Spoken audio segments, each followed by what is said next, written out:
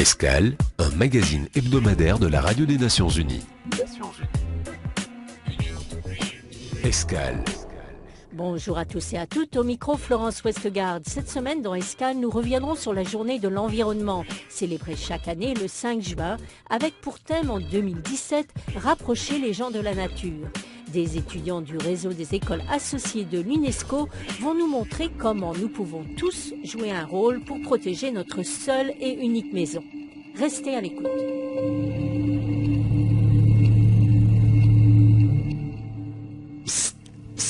Coucou, c'est moi. Je ne sais pas si vous avez remarqué, mais les gens s'éloignent de plus en plus de la nature.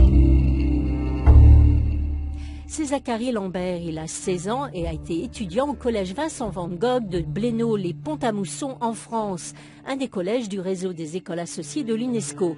Ce réseau de l'UNESCO comprend 11 000 établissements de tous les niveaux dans le monde entier et a pour mission de défendre et promouvoir les idéaux de l'UNESCO, dont la protection de l'environnement. Et c'est donc dans cet esprit que les étudiants d'Eco-Radio, la web radio 100% développement durable du collège Vincent van Gogh, se sont penchés sur la question. Voilà donc ma question.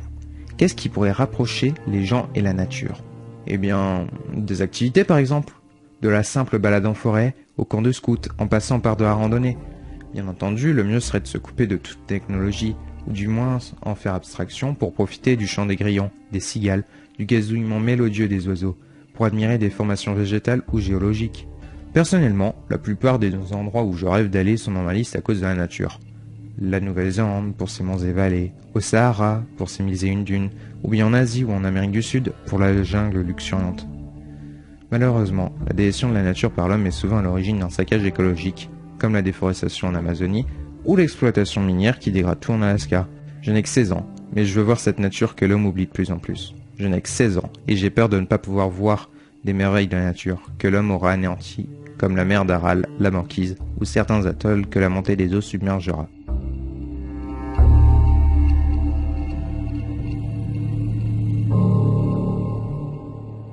J'aime bien aller dans la nature pour aller voir les espaces verts.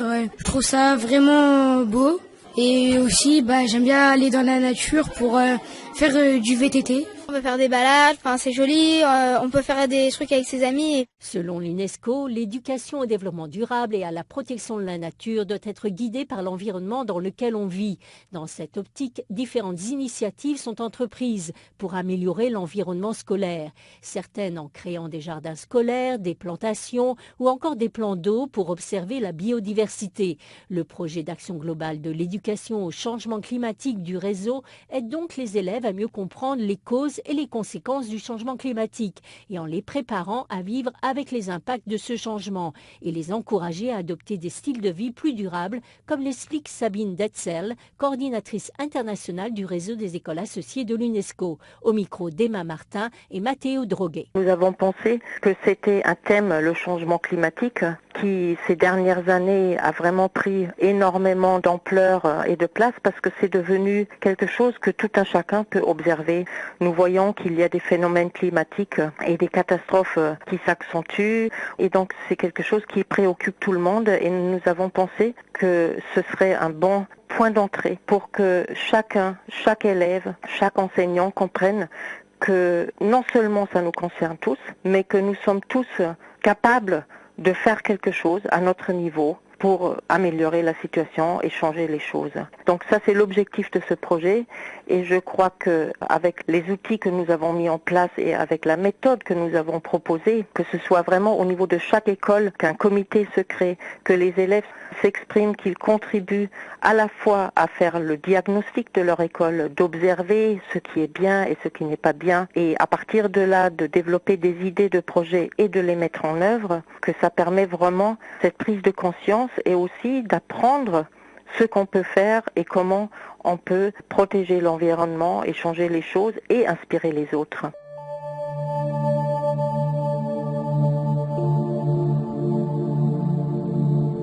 Le collège Michel Chasles, Éco-École à Épernon en Eure-et-Loire, a entrepris un de ses projets de protection de l'environnement.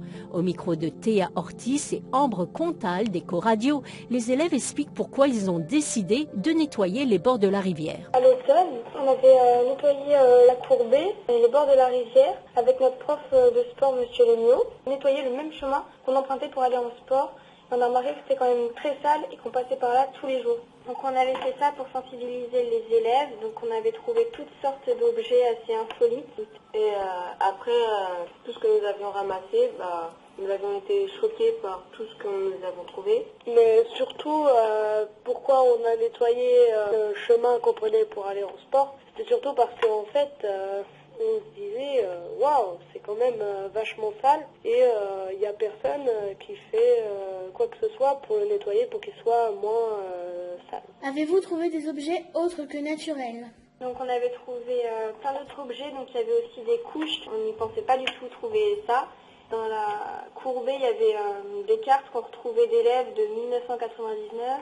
Dans la rivière, on a trouvé un ballon déchiré et on a aussi trouvé des bouteilles, donc que ce soit n'importe quelle bouteille. Il y a aussi plein de mégots.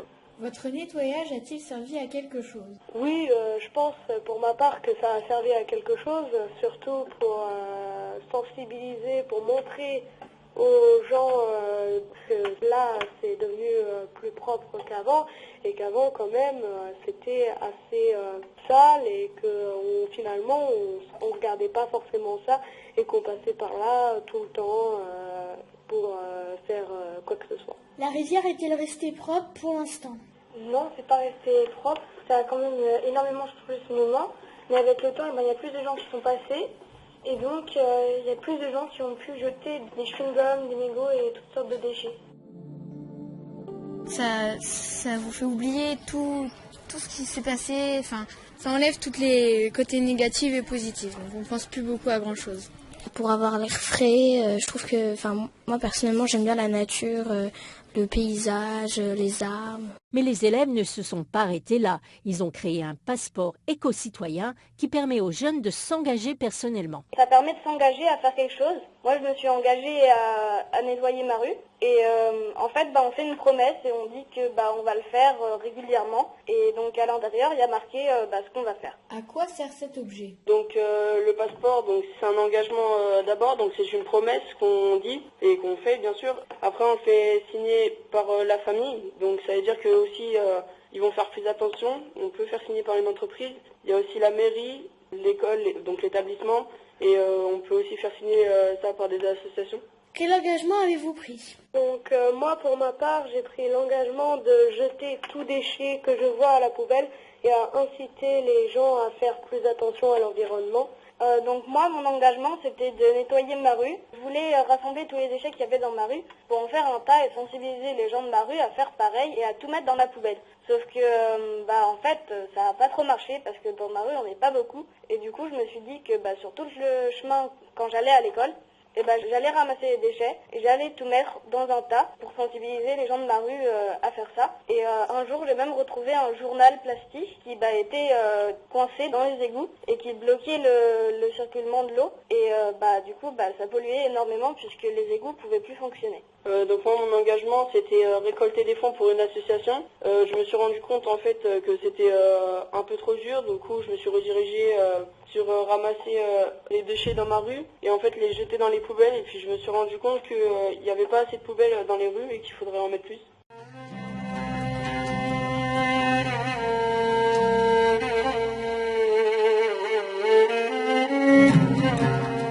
Le cours Saint-Marie de Han à Dakar au Sénégal a aussi mis plusieurs projets en place pour sensibiliser les jeunes au développement durable et au respect de l'environnement. Ainsi, les élèves ont créé un mur végétal pour réduire les effets de CO2 émis par les bus de leur école. Au micro de nos reporters d'Eco Radio, Enaël Viau, Capucine Schmitt et Arthur Chanal, ils expliquent pourquoi ce projet leur tient à cœur. On les a placés juste à côté de la sortie Dakar. Mais ils permettent aussi de montrer une nouvelle manière de planter verticalement. Donc à Dakar, on a très peu d'espace. C'est une solution pour verdir à défaut de jardin nos maisons. Et on a tâché d'utiliser des matériaux recyclables et on a construit un système de goutte à goutte pour l'économie d'eau. Ce projet vous tient-il à cœur ? Oui, énormément. J'y ai participé toute l'année et les élèves sont réellement acteurs. C'est eux qui ont développé le projet. Donc on est concerné directement et c'est du concret, on est sur le terrain, ça n'a rien à voir avec les cours en classe. Et puis on partage des connaissances, on a travaillé avec un formateur agricole, avec notre professeur de SVT aussi. Donc on a appris énormément de techniques à propos des plantes et comment créer un mini écosystème, comment faire travailler les plantes ensemble. C'était vraiment passionnant. Depuis combien de temps le projet est-il en place ?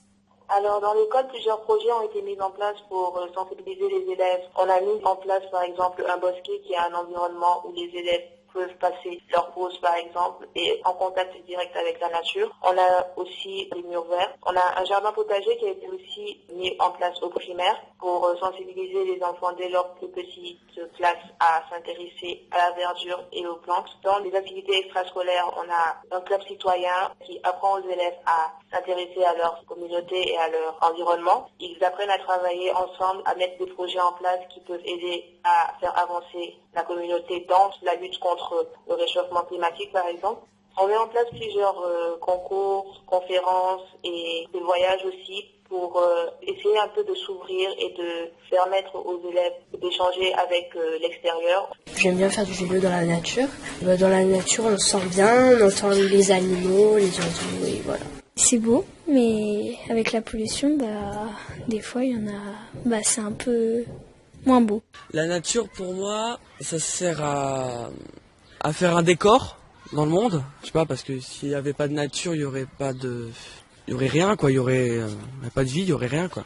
Tous ces élèves se sentent grandement concernés par le changement climatique. Ils en voient les conséquences et en sont les premières victimes. C'est un problème qui nous concerne tous particulièrement. Chacun a son rôle à jouer dans le maintien du développement durable et éviter le dérèglement climatique. Nous les élèves, nous avons le devoir de sensibiliser les autres élèves à éviter de polluer, à respecter avant tout l'environnement. À quel point le réchauffement climatique vous touche ? Le réchauffement climatique est un phénomène qui nous touche tous parce que nous en sommes les premières victimes. Il nous touche au niveau de la pollution de l'air et de l'eau qui engendre plusieurs maladies, des crises d'asthme qui touchent beaucoup de Sénégalais aujourd'hui. Nous avons aussi constaté un dérèglement des saisons étant donné que durant le mois de décembre, il fait beaucoup plus chaud. Il faisait il y a quelques années. Il y a des inondations régulières au mois de juillet durant la saison des pluies. Et nous avons aussi remarqué des avancées de la mer au nord du Sénégal. Il y a aussi l'avancée du désert qui a été constatée, mais qui est combattue par les autorités avec la mise en place d'une muraille verte qui va de Dakar à Djibouti. Et elle a été instaurée pour en fait empêcher cette avancée du désert du Sahara.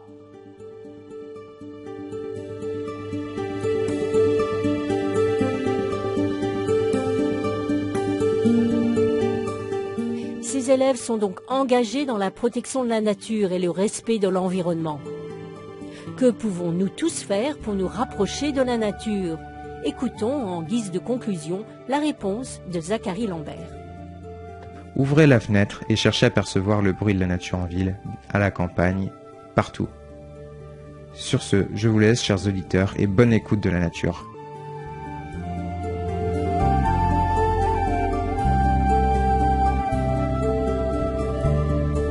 C'est ainsi que se termine le magazine Escale, un magazine préparé, présenté par Florence Westgard. Nous voulons remercier tout particulièrement les élèves et reporters d'Eco-Radio, du collège Vincent Van Gogh de Blénaud-les-Pont-à-Mousson, pour avoir collaboré avec la radio d'ONU Info et produit ces interviews. Un grand merci à Lise Allais, Capucine Schmitt, Emma Martin, Théa Ortiz, Ambre Comtal, ANL Viau, Maël Maréchal, Mathéo Droguet, Arthur Chanal, Tristan Meyer, Lucas Schneider, Fantin Thomas et Aaron Valiton. Aussi à Yanis Basraoui, Hippolyte Boisselier, Maxime Cellier, Raphaël Château, Kaéline Rouault et Sarah Vautrin du collège Michel Chal à Épernon en Eure-et-Loire, et les élèves de terminale et de première du cours Sainte-Marie de Han à Dakar au Sénégal, Auria Soulama, Estelle Massy et Letika. Nous remercions tout particulièrement Olivier Stock du collège Vincent Van Gogh pour son enthousiasme dans la production de ces programmes avec la radio d'ONU Info. Je vous rappelle que vous pouvez écouter sur Internet les magazines hebdomadaires, mais aussi le journal quotidien d'ONU Info. Merci de votre fidélité et rendez-vous à la semaine prochaine.